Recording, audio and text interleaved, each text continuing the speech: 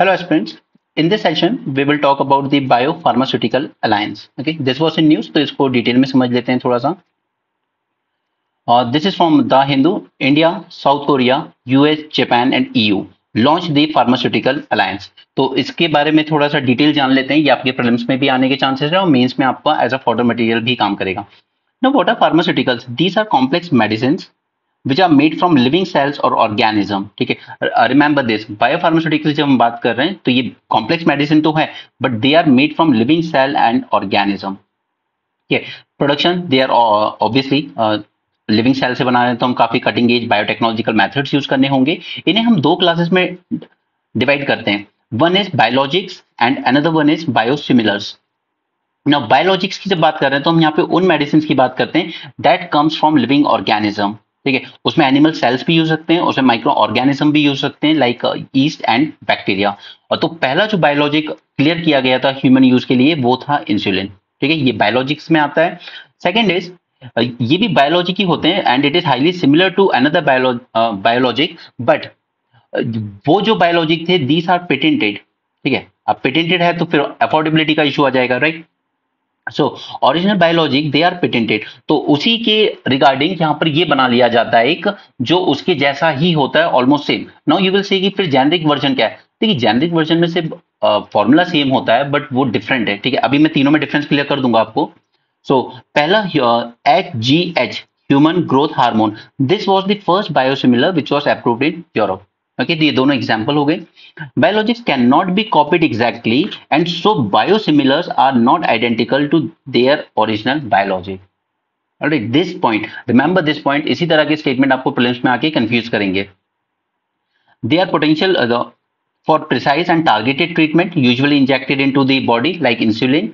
But challenge क्या है? They tend to be heat sensitive and easy to contaminate. They are difficult and expensive to make as well as store as well as transport. तीनों में फर्क जान लेते हैं. Biologic, इनका origin होता है लिविंग ऑर्गेनिज्म से. These are similar to reference biologic biosimilars and generic they are identical to brand name drug.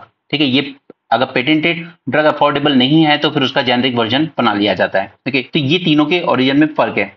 इनका बनाना भी कॉम्प्लेक्स है, बायोलॉजिक्स का, बायोसिमिलर का बनाना भी कॉम्प्लेक्स है, लेकिन जेनेरिक का बनाना कंपैरेटिवली सिंपल होता है.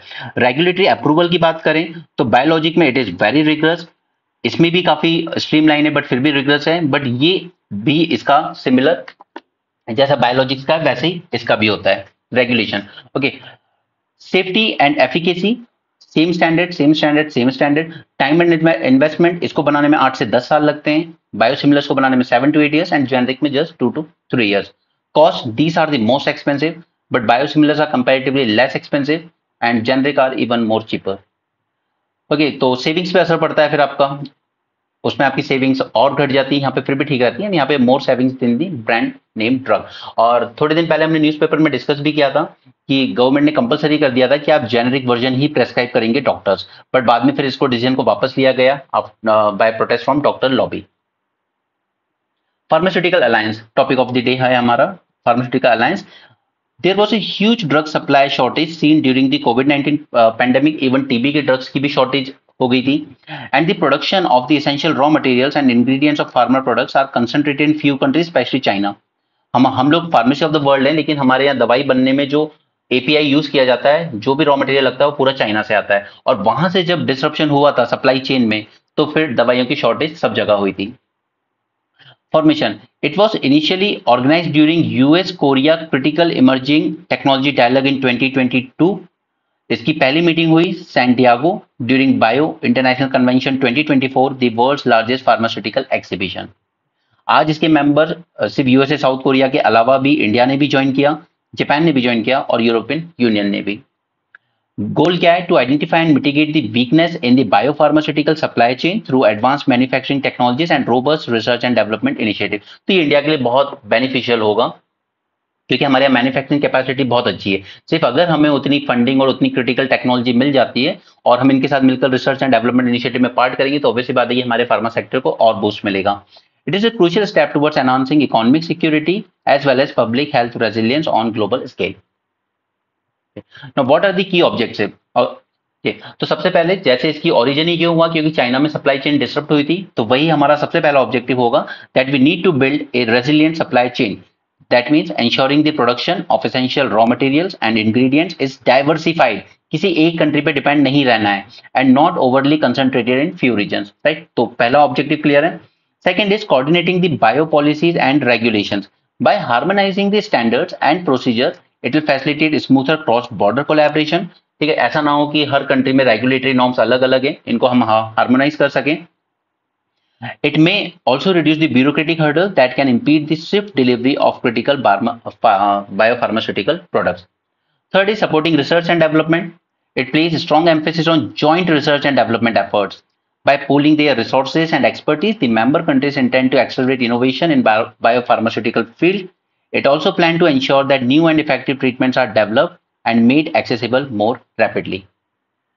Next is creating detailed supply chain map. A comprehensive pharmaceutical supply chain mapping will identify critical nodes कि किस कंट्री में कौन सा इंग्रेडिएंट बेटर मिल सकता है या बनाया जाता है, ठीक है, ताकि पूरा कॉम्प्रिहेंसिव मैप हो हमारे पास वर्ल्ड ओवर कि कौन सा इंग्रेडिएंट किस कंट्री में ज्यादा पाया जाता है। It will identify the critical nodes and potential points of failure with in the supply chain. अगर कल को ये वाला नोड फेल हो गया, ठीक है, सपोज कि इंडिया में मैन्युफैक्चरिंग हो रही है, चाइना में उसका रॉ मटेरियल बन रहा है, अगर इन दोनों नोड में से कोई सा एक नोड फेल हो गया, तो फिर ये जो अलायंस है it will proactively address the weakness and enhance the overall resilience. Okay, तो ये इसके गोल है। नेक्स्ट, इसके अलावा हमने भी बनाया था एक Indian pharmaceutical alliance. It was the association of 23 leading research based pharmaceutical companies in India committed to patient care globally. ठीक है, ये इंडियन कंपनीज ने बनाया है। इसकी शुरुआत हुई थी 1999 में, जब 6 टॉप ड्रग मेकर साथ में आए थे, जैसे Cipla, doctor Reddy, Lupin, okay, Ranbaxy and others. The aim was to create a collaborative environment for Indian pharma industry to discover, develop, and deliver quality assured medicines equitably. Significance: it has evolved as the most potent voice for the Indian pharma industry, promoting high standards in pharmaceutical production and quality assurance. अगर हम इन companies की बात करें तो they collectively account for 85% of private sector investment in pharmaceutical research development, 80% of India's exports of drug and pharmaceutical, 62% of price control medicine and 60% of domestic market sales. Just these 6 companies, these companies. India pharmaceutical sector का market size है, ये सब मैंने facts रख दिए आपके सामने, आप इसको सेल्फ रीड कर सकते हैं। ठीक है, कि हमारा करंटली वैल्यू कितना है इसका एक्सपोर्ट मार्केट में। हम ये इंपॉर्टेंट है हमारे लिए कि 50% ऑफ अफ्रीका रिक्वायरमेंट हम लोग अपनी जेनरिक मेडिसिन के थ्रू मीट करते हैं। 40% of generic demand in US also met by India, and 25% of all medicine in the UK हमारे इंडिया में बनती है। ठीक है, so India accounts for about 60% of global vaccine demand. It is the leading supplier of DPT, BCG, measles etcetera, and 70% of WHO vaccines are source from India. इसलिए India का इस alliance में पार्ट होना बहुत ही इंपॉर्टेंट है। Okay, so that's it for this topics. Thanks for joining, have a great day and keep learning.